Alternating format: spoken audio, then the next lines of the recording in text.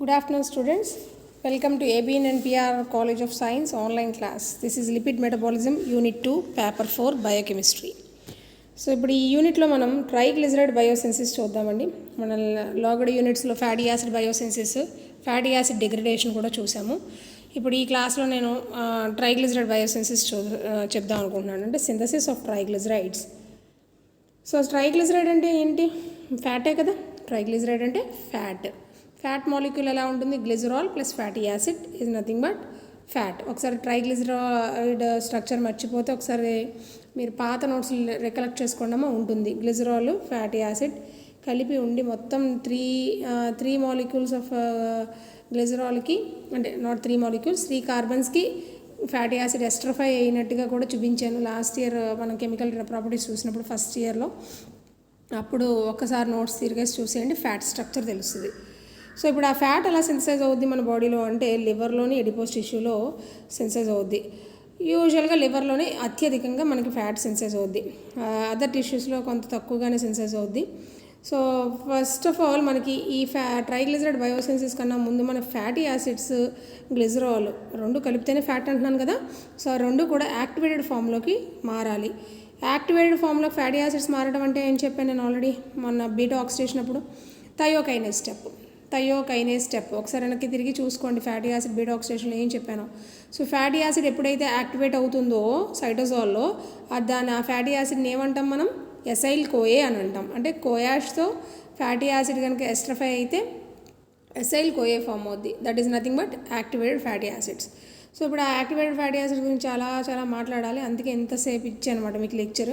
So fatty acid should be activated. Activation ఎలా జరుగుతుంది అంటే ఎసైల్ కోఏ కింద మారి థయోకైనేస్ స్టెప్లో ద్వారా మనకి ఎసైల్ కోఏస్ ఫామ్ అవుతాయి. Acyl CoAs nothing but fatty acyl CoAs. Fatty యాసిడ్స్ని, యాక్టివేటెడ్ ఫ్యాటీ యాసిడ్స్ని ఏమంటారు? ఎసైల్ కోఏస్ అంటారని చెప్పాను నేను. సో మనకి సైకిల్ చూడటానికి ఇట్లా ఉంటుందండి, మీరు ఇలా చూస్తే మీకు అర్థం కాదు. సో స్టెప్ బై స్టెప్ వెళదాం, చూడండి.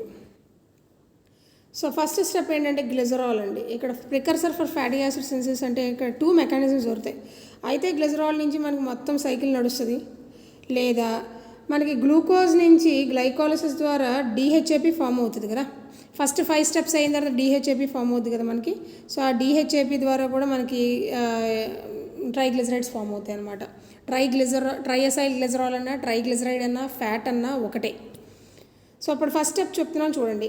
గ్లిజరాల్ అనేది గ్లిజరాల్ కైనేస్తో మనకి గ్లిజరాల్ కైనేస్ అని కూడా రాసుకోవచ్చు. ఫాస్ఫోరిలేషన్ జరుగుతుంది. కైనేస్ అన్నాను కాబట్టి phosphorylation. ATP is a phosphate donor. మనకి థర్డ్ ప్లేస్ గ్లిజరాల్ మీద థర్డ్ ప్లేస్లో ఫాస్ఫేట్ గ్రూప్ అటాచ్ అవుద్ది. సో తద్వారా మనకి గ్లిజరాల్ మాలిక్యూల్ అనేది CH2OH కాస్త CH2OP కింద మారుతుంది అనమాట. So that is nothing but mana glycerol 3-phosphate. This is the first committing step of triacylglycerol biosynthesis, triglyceride biosynthesis. So ఈ స్టెప్ ఇలా జరుగుతుండగా మనకి ఇక్కడ ఏమవుతూ ఉంటుందంటే ఇక్కడ గ్లూకోజ్ నుంచి డిహెచ్ఏపి ఫామ్ అవుతుందని చెప్పాను కదా. మనకు ఆల్రెడీ గ్లైకాలసిస్లో గ్లూకోజ్ 6-phosphate నుంచి ఫ్రక్టోజ్ 6-phosphate నుంచి ఫ్రక్టోజ్ 1,6-bisphosphate. ఆ తర్వాత అక్కడి నుంచి మనకి 2 రకాలుగా స్ప్లిట్ అవుతుంది. Glyceraldehyde 3-phosphate, dihydroxy phosphate. గుర్తుందమ్మా? ఆ డైహైడ్రాక్సీ ఎసిటోన్ ఫాస్ఫేట్ కాస్త ఇప్పుడు ఇది మనకి ఇక్కడ ఏంటంటే ఇంటర్ కన్వర్ట్ అవుద్ది అనమాట. జస్ట్ మనకి ఇక్కడ ఏమవుతూ ఉంటుందంటే ఇక్కడ కీటోన్ గ్రూప్ ఉంది కదా, C+O, అది కాస్త 2 హైడ్రోజన్స్ని తీసుకుంటుంది. ఆ 2 hydrogens those are donated by NADH+H+, and దానివల్ల మనకి ఇక్కడ రివర్సిబుల్ యారో వేసుకోండమ్మా దీని మీద కూడా. సో ఒకసారి మళ్ళీ మీకు క్లియర్గా చెప్తాను చూడండి. ఇక్కడ కూడా మీరు రివర్సిబుల్ యారో వేసుకోండి. సో NADH+H+, దానికి ఉన్న హైడ్రోజన్స్ 2 ఇస్తే NAD కింద మారడం జరిగి దీనికి 2 హైడ్రోజన్స్ యాడ్ అవుతాయి అన్నమాట. సో మనకి ఇక్కడ ఏమవుతున్నాయి? 2 హైడ్రోజన్స్ కొత్తగా యాడ్ అయినాయి. సో దానివల్ల కూడా గ్లిజరాల్ 3-phosphate ఫామ్ అవుతుంది. అంటే ఇక్కడ నేను ఏం చెప్తున్నాను అంటే గ్లిజరాల్ 3-phosphate ఫామ్ అవ్వడం అనేది చాలా ఇంపార్టెంట్ స్టెప్. అది గ్లిజరాల్ నుంచి ఫామ్ అవ్వచ్చు, ఇక్కడ డిహెచ్ఏపి నుంచి కూడా ఫామ్ అవ్వచ్చు. సో నెక్స్ట్ స్టెప్ చెప్తున్నాను చూడండి అమ్మా. ఇప్పుడు గ్లిజరాల్ 3-phosphate ఫామ్ అయింది. ఇప్పుడు మనకి ఈ గ్లిజరాల్ 3-phosphateకి ఫ్యాటీ ఎసైల్ కోఏ యాడ్ అవుతుంది. Fatty acid should be activated first prior to the triglyceride biosynthesis అన్నాను ఇప్పుడే ఫస్ట్లో నేను ఇంట్రడక్షన్ చెప్పేటప్పుడు. సో ఫ్యాటీ అసైల్ కోఏ ఇలా యాక్టివేట్ అవుతామన్నమాట. ఈ ఫ్యాటీ అసైల్ కోఏ, దీన్ని అసైల్ కోఏ అంటారు కదా. ఈ అసైల్ కోఏ అనేది ఎలా వచ్చిందంటే థయోకైనేస్ స్టెప్లో వచ్చింది. మనం ఆల్రెడీ నేను సైటోజాల్లో థయోకైనేస్ స్టెప్ ఎలా జరుగుద్దో బీటా ఆక్సిడేషన్ చెప్పినప్పుడు చెప్పాను. సో ఆ అసైల్ కోఏ అనేది అంటే ఫ్యాటీ అసైల్ కోఏ అనేది మనకి ఇలా యాడ్ అవుతుంది అనమాట. సో కోఏ రిమూవ్ అవుతుంది. సో మనకి ఇలాగ CH2O C double bond O R కింద అనమాట. మనకి ఇక్కడ ఒకసారి మార్క్ చేస్తున్నాం చూడండి. ఈ కాంపౌండ్ మాత్రమే అంటే ఫ్యాటీ యాసిడ్ మాత్రమే అటాచ్ అవుతుంది ఇక్కడ, గమనించుకోండి. సో అక్కడ మనకి దాన్ని అంటే గ్లిజరాల్ 3-ఫాస్ఫేట్ మీద ఎసైల్ గ్రూప్ ట్రాన్స్ఫర్ అయింది కాబట్టి మనకి అక్కడ ఎంజైమ్ ఏమవుతుందంటే గ్లిజరాల్ 3-ఫాస్ఫేట్ ఎసైల్ ట్రాన్స్ఫరేజ్ అయ్యింది. సో ఫామ్ అయిన కాంపౌండ్ లైసోఫాస్ఫేటిక్ యాసిడ్ అనొచ్చు. కొంతమంది పిల్లలకి ఇప్పుడు డౌట్ రావచ్చు, దీన్ని మోనో ఎసైల్ గ్లిజరాల్ అంటారని కూడా చెప్పారు కదండి ఫస్ట్ ఇయర్లో ఉన్నప్పుడు. మోనో ఎసైల్ గ్లిజరాల్ అనకూడదండి. ఎప్పుడైతే ఇక్కడ నీకు ఫాస్ఫేట్ గ్రూప్ ఉండదో, అసలు ఫాస్ఫేట్ గ్రూప్ అనేది ఉండదో, CH2OH అని ఉంటుందో థర్డ్ ప్లేస్లో, అప్పుడు ఇదంతా దాన్ని మోనో ఎసైల్ గ్లిజరాల్ అని మాట్లాడుకోవచ్చు. కానీ ఇక్కడ ఫాస్ఫేట్ గ్రూప్ ఉంది కదా. సో ఫాస్ఫేట్ గ్రూప్ ఇక్కడ ఉంది కాబట్టి ఈ మొత్తం కాంపౌండ్ మనం లైసోఫాస్ఫేటిక్ యాసిడ్ అని అంటారు. సో నెక్స్ట్ స్టెప్ చూస్తే ఈ లైసోఫాస్ఫేటిక్ యాసిడ్ అనేది మళ్ళీ డీహైడ్రోజనేషన్ అండర్గో అవుతూ ఉంటుంది. అయితే ఇక్కడ ఈ స్టెప్ ఇటువైపు నుంచి చెప్పడం కన్నా నేను ఇటువైపు నుంచి వస్తాను. చూడండి, మన పైన DHAP ఉంది కదండి. ఆ DHAP ఏదైతే గ్లిజరాల్ 3-ఫాస్ఫేట్ ఫామ్ అయిందో ఆ DHAPకి మళ్ళీ ఎసైల్ గ్రూప్ యాడ్ అవుతుంది ఎసైల్ కోఏ రూపంలో. ఫ్యాటీ అసైల్ గ్రూప్ ఫామ్ అవుతుంది. ఆ ఫ్యాటీ అసైల్ గ్రూప్ కాస్త మనకి ఇక్కడ అటాచ్ అవుతుంది. సో మనకి అక్కడ 1 అసైల్ DHAP ఫామ్ అయింది. ఫస్ట్ కార్బన్ మీద ఏముందండి, అసైల్ గ్రూప్ ఉంది. సో మరి ఇదేంటి కార్బన్, ఈ కాంపౌండ్ పేరు dihydroxy acetone phosphate. So first carbon మీద అసైల్ గ్రూప్ ఫామ్ అయింది కాబట్టి 1 అసైల్ DHAP ఫామ్ అయింది. ఒకసారి 1 అసైల్ DHAP ఫామ్ అయిన తర్వాత మనకి ఇక్కడ ఏమవుతుంది అంటే ఈ 1 అసైల్ DHAPకి మళ్ళీ డీహైడ్రోజనేషన్ జరుగుతుంది. అంటే హైడ్రోజన్స్ యాడ్ అవుతాయి, 2 హైడ్రోజన్స్ యాడ్ అవుతాయి ఇక్కడ. సో మనకి ఇక్కడ యాడ్ అయ్యి మళ్ళీ లైసోఫాస్ఫేటిక్ యాసిడ్ ఫామ్ అవుద్ది. ఇక్కడ రివర్సిబుల్ యారోస్ మర్చిపోయినేమో, నోట్స్ రాసుకునేటప్పుడు చూసుకోండమ్మా, వేసుకోండి reversible arrows. So NAD plus NADH plus H+కి రివర్సిబుల్ యారో వేయాలి. పైన ఎప్పుడైతే నీకు స్టెప్ అనేది రివర్సిబుల్ చూపించావో ఖచ్చితంగా కింద కూడా నువ్వు రాసుకున్న కాంపోనెంట్స్కి రివర్సిబుల్ యారోస్ చూపించాలి. బై మిస్టేక్ నోట్స్లో వేసేవాళ్ళు ఏమైనా మర్చిపోయారేమో. సరే, ఇక్కడ this reaction of converting 1 acyl DHAP to lysophosphatidic acid is catalysed by 1 acyl DHAP reductase అనే ఎంజైమ్తో మనకి రిడక్షన్ జరిగింది కదా. 2 మాలిక్యూల్స్ ఆఫ్ హైడ్రోజన్స్ యాడ్ అయినాయి ఇక్కడ. సో దానికి మనకి కొత్తగా 2 హైడ్రోజన్స్ ఫామ్ అయినాయి, నథింగ్ బట్ మన లైసోఫాస్ఫేటిక్ యాసిడ్ ఫామ్ అయింది. సో ఈ లైసోఫాస్ఫేటిక్ యాసిడ్ అనేది వన్స్ ఫామ్ అయిన తర్వాత నెక్స్ట్ స్టెప్ చూద్దాం. చూడండి, ఈ లైసోఫాస్ఫేటిక్ యాసిడ్ అనేది మళ్ళీ ఇంకో మాలిక్యూల్ ఆఫ్ ఎసైల్ కోఏని మళ్ళీ తీసుకుంటుంది. దానిలో ఉన్న కోయాష్ అనేది ఇలా కోయాష్ రూపంలో రిమూవ్ అయిపోద్ది. దాంట్లో ఉన్న ఎసైల్ గ్రూప్ మాత్రమే వచ్చి ఇక్కడ సెకండ్ ప్లేస్లో ఎస్టరిఫై అవుతుంది. ఎస్టరిఫికేషన్ అంటారు కదా ఈ ప్రాసెస్ని. సో ఈ ఎసైల్ ట్రాన్స్ఫరేజ్ అనే ఎంజైమ్తో మనకి సెకండ్ ప్లేస్లో ఎస్టరిఫై అవుద్ది, నథింగ్ బట్ దీన్ని ఫాస్ఫేటిక్ యాసిడ్ అంటారు. దీంతో మనం చాలా పరిచయం చేసుకున్నాం లోగడ క్లాసెస్లో. ఫస్ట్ ఇయర్ క్లాసెస్ కనుక చూస్తే ఫాస్ఫోలిపిడ్స్లో నేను ఫస్ట్ కాంపౌండ్ మీకు ఇంట్రడ్యూస్ చేసిందే ఫాస్ఫేటిక్ acid.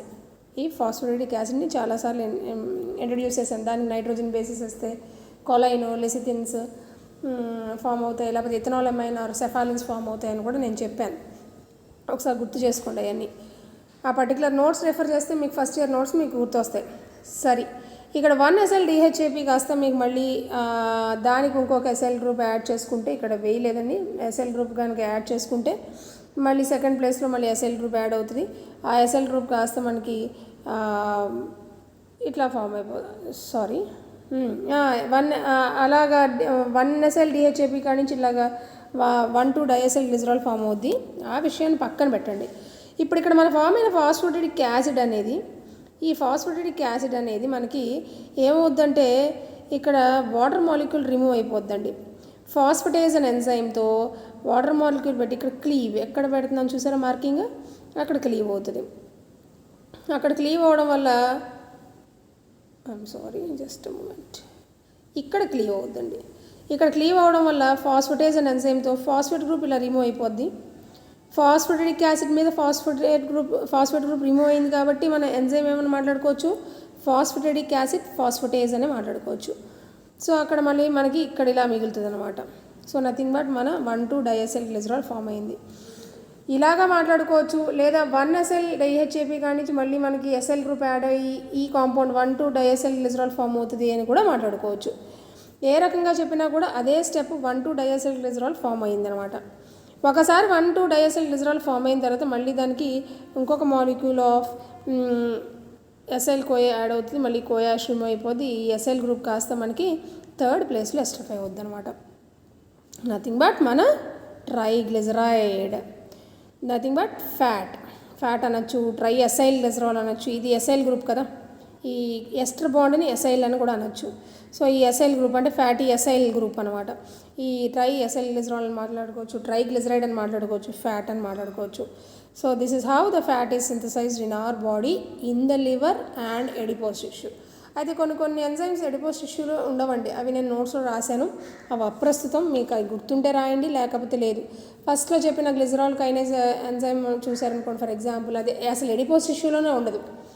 So glycerol kinase step మరి ఇక్కడ నేను చెప్పాను కదా, ఒకసారి వెనక్కి వెళ్దాం.